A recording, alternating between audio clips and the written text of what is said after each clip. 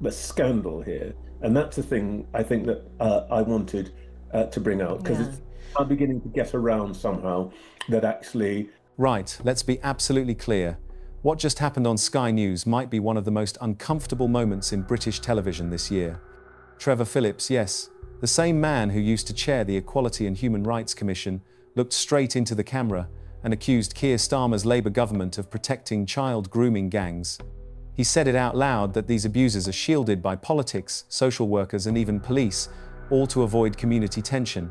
Is that these people know that they are protected. They're protected politically. You can feel the newsroom freeze when he says it. Today, we're going to break down the clip, every shocking claim, every uncomfortable truth, and ask, is this the scandal Labour hoped you'd ignore? Don't just scroll past this. Hit subscribe right now and turn the bell on, because by the end of this video, you'll see why stories like this vanish from mainstream headlines faster than you can say cover up. What's coming together here is a really horrid combination that nobody really ever wants to talk about, which is the intersection of race and sexual predation. And let's be honest that actually a lot of this is bringing those two things together in an unpleasant way. The issue about the grooming gangs inquiry is very straightforward. The government clearly never wanted these two things to be put together.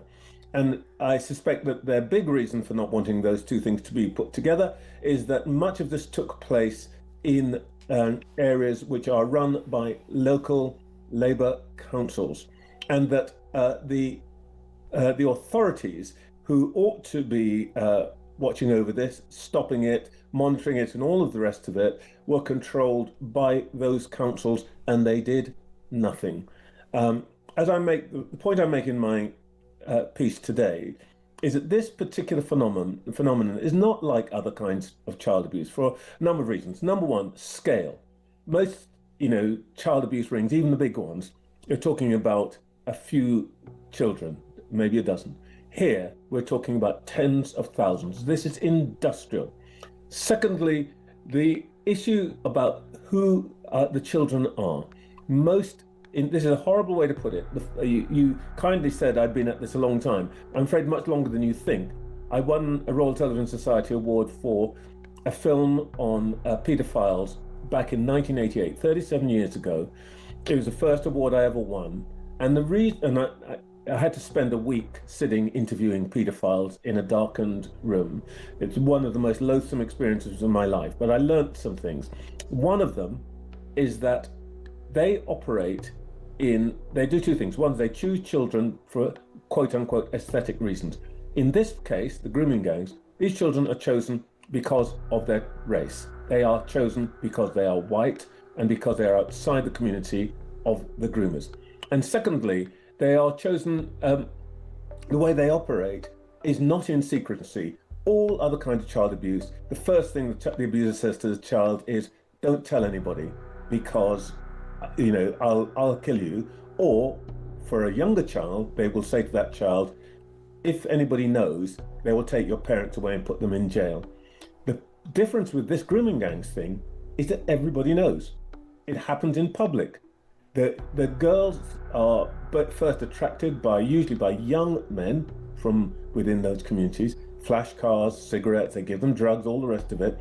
And the girls, and I did, as you said, this film 10 years ago, and what the girls tell you is, this is my boyfriend, because they think that's what's happening. Only later do they discover they're hooked on drugs, they need the alcohol and all of that, and then they're passed around amongst older men. So this is just completely different. And the other thing, which I think really makes it different, and brings us back to, if you like, the horror of of narrowing the inquiry, is that these people know that they are protected. They're protected politically. They're protected by social workers. They're protected by local police, because everybody says we don't want to ramp up tensions in the community, and these girls, partly their own fault. That is the scandal here. And that's the thing I think that I wanted to bring out, because I'm beginning to get around somehow that actually, this is no different to anything else. It could not be more different. There you have it, a story of betrayal, cover-up, and silence. I believe this is exactly the type of issue that major media prefer to sweep under the carpet because it touches on race, politics, and institutional failure all at once. If you think the public deserves transparency, hit the like button, subscribe, and share this video with one person who still believes mainstream media covers everything. We're here because many voices were ignored, many truths hidden, and someone has to shine the light. Until next time, stay sharp, stay skeptical, and let's keep demanding transparency.